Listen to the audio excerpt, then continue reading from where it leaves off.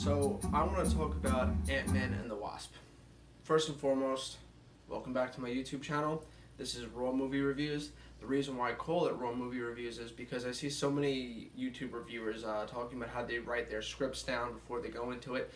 And it kind of gives them a chance to settle down and linger on their thoughts. And yeah, it sounds a lot more presentable and a lot more professional, but I think the whole thing with reviewing movies is you're supposed to do it in its most rawest aspect, with how you feel the second after you get out of seeing it. I just got out of seeing Ant-Man and the Wasp, and I want to talk about it. Now let me start off by saying this. I loved the first Ant-Man. I thought that the movie was a sleeper hit. I didn't think it was going to be that good. I thought it was going to be the new Dark World. I wasn't that interested in a guy that could shrink down as small as an ant.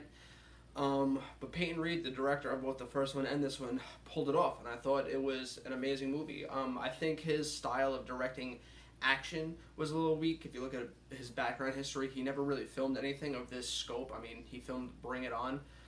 But this time around, the action's great when there is action. I didn't like this movie as much as I wanted to. I think that it was kind of a disappointment. It is not a bad movie by any means, but it wasn't what I was expecting, it wasn't what I was anticipating, and it let me down in a couple aspects. Now, let me explain why. Now, this movie is called Ant-Man and the Wasp, but what it should be called is Ant-Man Presents the Wasp, because this is the Wasp movie. Now, if you've seen the trailers, you know that the movie's pretty much about saving the mother. You know that there's a villain in it called Ghost. You as an audience, that if you haven't seen it yet, have no idea why she's in it, but I mean, the reason's okay.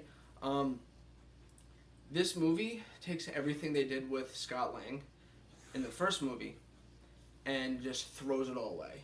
So they trained him how to fight, they trained him how to be stealthy, they trained him how to use his ants, they trained him how to be competent.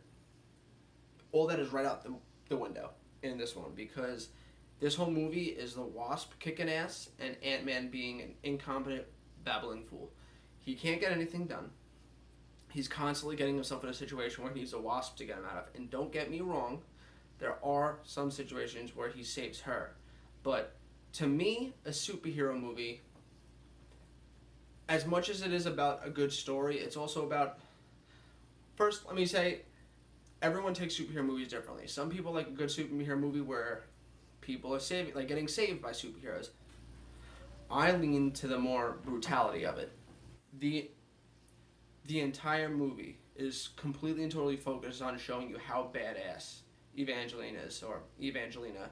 And she is so good. And the directing in this movie with the action scenes are so much better than the action scenes of the first one.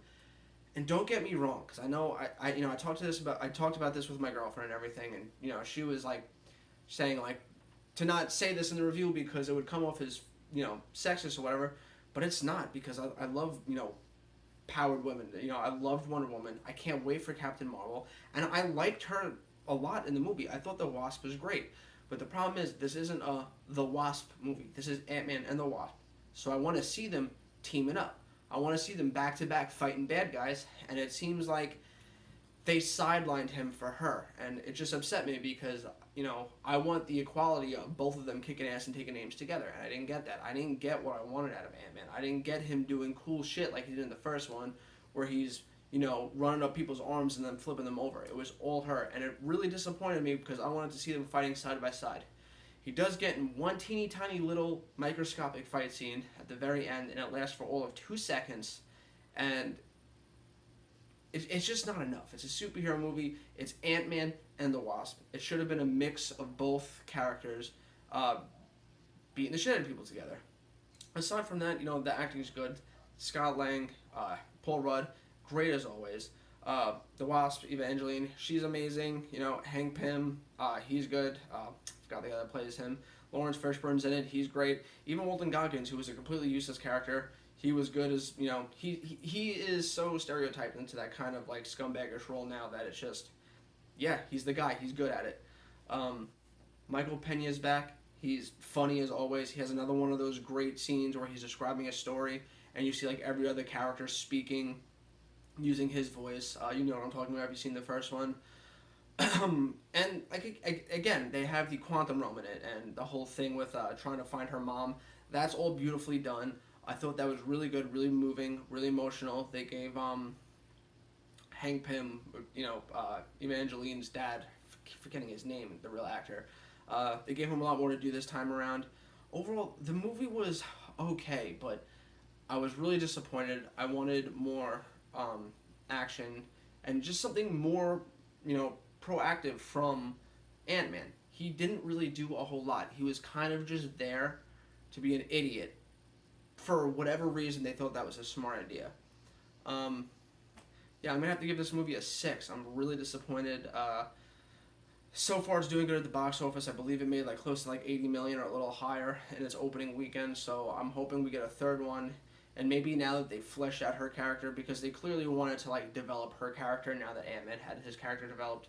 Hopefully now in the third one, there's more of them kicking ass and taking names, because I mean they train together, so you'd think that they would even both have the same fight style, but they really don't.